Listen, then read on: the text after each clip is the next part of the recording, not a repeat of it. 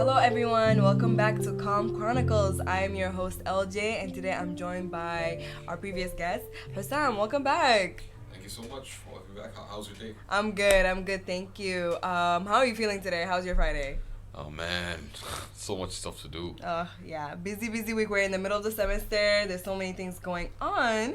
So speaking of so many things going on, this is where it goes right into our topic today. We're gonna talk about social media addiction. So I feel like if you have a phone, if you have a smartphone and you're part of the younger generation, you're most likely either have a phone addiction or you're getting into it or getting out of it. But we're just gonna talk about social media addiction specifically, not just your phone. Well, social media is on your phone. So, all right, let's get into it. So, Hussam and I might be having a debate because we talked previously, and I feel like we might have a bit of a disagreement on this topic. Might have. Might have. I think we definitely do. So, all right. So you think that social media, like you can have an addiction, and it's a negative thing. Personally, I think that social media addiction is kind of, it's proven, right? I mean, you can look at the study we were looking at, right? The one I mentioned to you earlier. Yeah. It says in 2023, basically, like, it had 250 participants, and it said 58% of participants spend 6 to 8 hours on their phones daily, right? Okay. So that's 50. That's a majority of them spend more than 6 to 8 hours on their phone. That's a whole work day. That's quite a bit. Don't you think? Okay, but I would disagree because we're living in a digital age. Everything you need to do, you have to do it on your phone. Yeah. If you're not on social media, okay, let's say you're texting someone, you need to text people. Like you have to communicate. Let's say someone can't have a meeting on a phone call. They will have it on WhatsApp, so that takes up time. And also a lot of people do their job on social media, so I would disagree with the whole hours and how long people spend their time on their phone, because everything, even like sometimes people don't even work on their laptop, they do their research on their phones. Some people even do their assignments on their phones. So like you have to also specify like what like that time, what are they spending it on? They're spending it on social media, or they're spending it on doing work, like Okay, let me ask you this, right? So when you want to work on a file, when you want to work on an assignment, on a Word file, anything like that, you have to type, right? That's true. So which is going to be easier, typing on your phone or typing on your laptop? That's true. Your laptop, right? You can type on a keyboard, right? So when you spend 6 to 8 hours on your phone, right? That's inconvenient for you. But what's one thing you can do on your phone better than your laptop or your desktop? Social media. That's true. So what does that go to show? Yeah. That's interesting, but I don't. Zero. I think we should have a productive discussion. We're not winning. There's no two sides. I think that we're just. It's funny if I pretend I'm winning. That's true.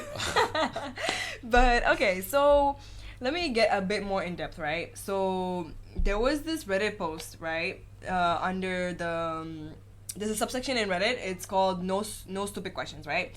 Somebody asked, is social media truly addictive, right? And there was around 230 Redditors. That's a lot of people, and they have like different opinions. So one user said that he relied on social media to fill up his boredom, and he grew up obsessed with it. Like he realized after he uninstalled the apps, like he said, like Instagram or Facebook, that his mental health is significantly increased.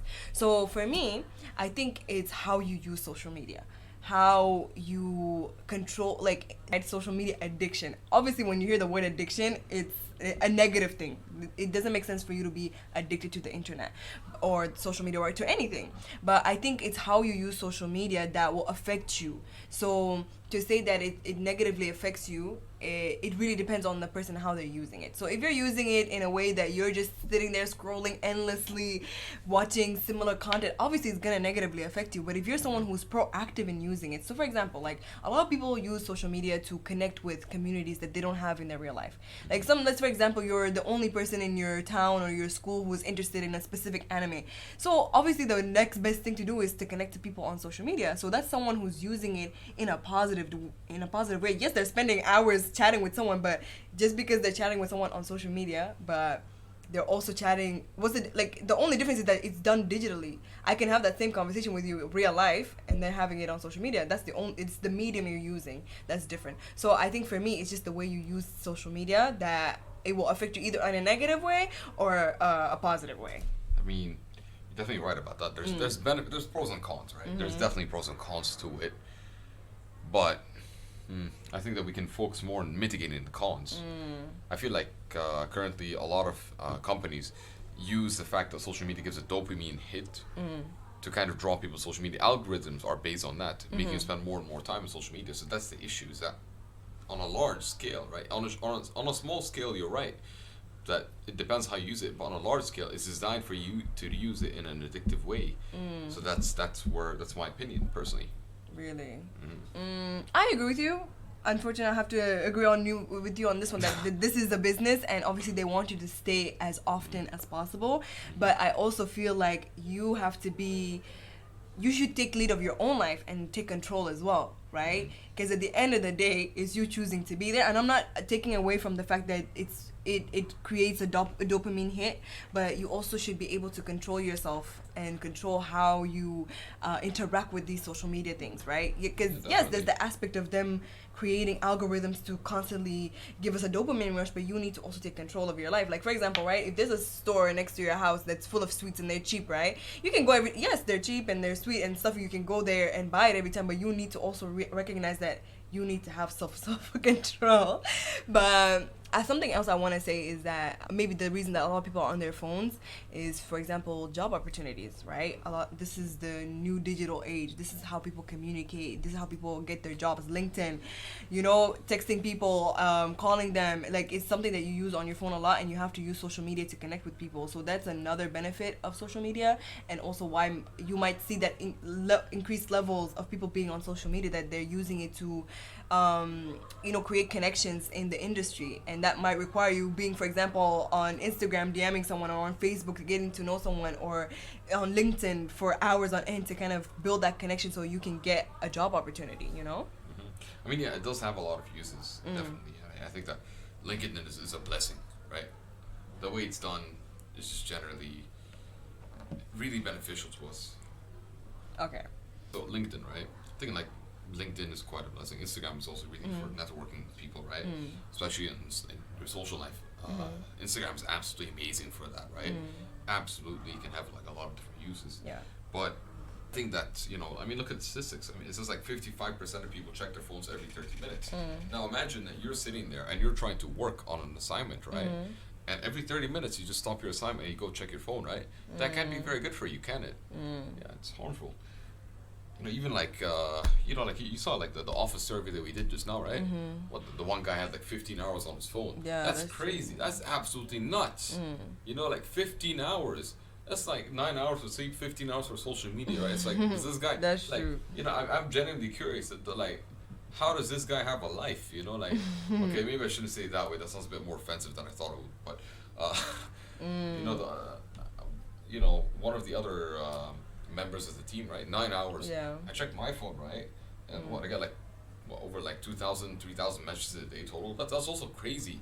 3,000 messages a day. That's like more than what I say to people in real life. So I think while you may be right?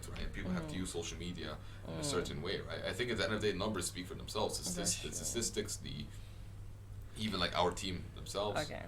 That's true. Something I want to just add on. Okay, so there is this research by the American Psychology Association. So they said 80% of users of social media are aware that they use social media a lot, and that they will, even Instagram and like all the social media, I don't know if you've noticed, they put on your setting, you can actually go and you can put reminders to stop like scrolling and things. So people are aware of these things. It's not like they're oblivious to this thing. It's not like they don't know what's going on. So, and you can actually add that, like for example on Instagram, I believe you can go to your settings and adjust it to let me scroll for 30 minutes. Even on YouTube they have it because people are aware of this. Even the companies are aware that a lot of people feel like they spend a lot of time on social media, but because of that awareness, I feel like a lot of people are trying to reverse this addiction, or them spending a lot of times on it. So for me, when you say it's an addiction, yes, it might be an addiction to some people, but I feel like they said 80% of people are aware of this and they're trying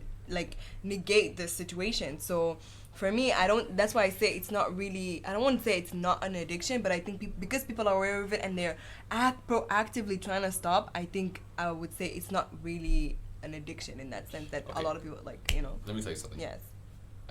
Gambling, right? well-known But addiction. gambling is different. But hey, I got you there. I got you there. Come on, get my right. phone. Come on. Okay, You gotta here get we go. All right, continue. So gamblers, right? They know what they're doing is an addiction, right? That's true. Everybody knows gambling is an addiction, right? And yet we still do it. You know, That's true. like, you know why? Because I'm not gonna lie, I've done it once, right? Oh. Okay, it was a Chinese New Year kind of gathering where I couldn't say no. Okay, I made money, right, and I liked it, but it's like social media, right? It's like, I'm gonna be honest with you, the feeling is like, It feels good. yeah, it's like when someone texts you back, right? Let's say you're texting a special someone, right? They text you back, right? Yeah. It's the same kind of feeling you get when you win money in gambling, right? That's And you know what you're doing is wrong. Well, actually, if you're texting like your partner, it's not wrong, but you, let's say you spend too much time texting them, right? You know, like in class or whatever, you know what you're doing is wrong, but you still like it. You get the dopamine, That right? feeling, yeah. Yeah. And it's like the same thing with gambling, right? You get the money and it's like, you know what, I know this is wrong, but I still like it, right? And then later on, when do you feel the negative consequences? Well, after the fact, right? It's the same thing between gambling and between phone addiction, right? Because it's a dopamine hit. But I feel like, you know, like I said before, like a lot of these apps realize that people are becoming aware that they're using the phones too much, using the social media so much, and they added this limit. And because I feel like even if with your personal friends, even with you, I would agree, like, okay, if I told you, like, oh, do you spend too much time on your phone, would you say yes? Personally, I spend way too much time on my would phone. you also agree that you also want to negate that, you want to stop that? No, I kind of don't care. Oh, okay. Maybe you're the wrong person to ask. But I discussed with my friends, and a lot of them do want to stop it, and they want to be proactive in stopping it. But I feel like gambling is different. That's like, that's dopamine hit and money. Like, you know, like this, Double whammy. Double, exactly. So there's like two benefits from it. But yeah, that's interesting. So there's another survey that I want to mention to defend my case. So there's this Journal of Psychology and Behavioral Sciences. They found that 70% of respondents felt a boost in self-esteem and personal satisfaction after receiving like positive feedback on their social media posts. So how do you feel about that? Like, Well, like for me, that I do agree to a certain extent that, you know, we as humans, we want that external validation. And it's nice to get it, you know, like we're social beings. We need it, like, Understandably, you yes. know, and I see where that benefit does come from, so. okay, I think that, again, this is one of these things where initially there can be a boost, right? But then in the long term, there's damage. Oh, To okay. give you an example, right, social media. Let's say Instagram, right? So, in my case, I'll give you like a personal anecdote, right? Well, not personal. I'll give you like an example, right? Okay, the one thing I can think of, right, is, let's say dating applications, right? So if you're a woman, you go on a dating app, right? First thing you're gonna see is you're gonna get a lot of likes, even if you don't even post a picture of yourself. You're gonna have a lot of guys going after you.